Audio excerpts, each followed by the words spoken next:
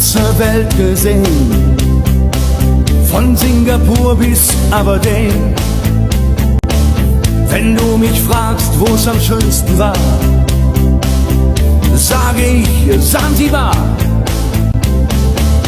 War eine harte Überfahrt, 10 Wochen nur das Deck geschrubbt, hab die Welt verflucht, in den Wind gespuckt und salziges Wasser geschluckt.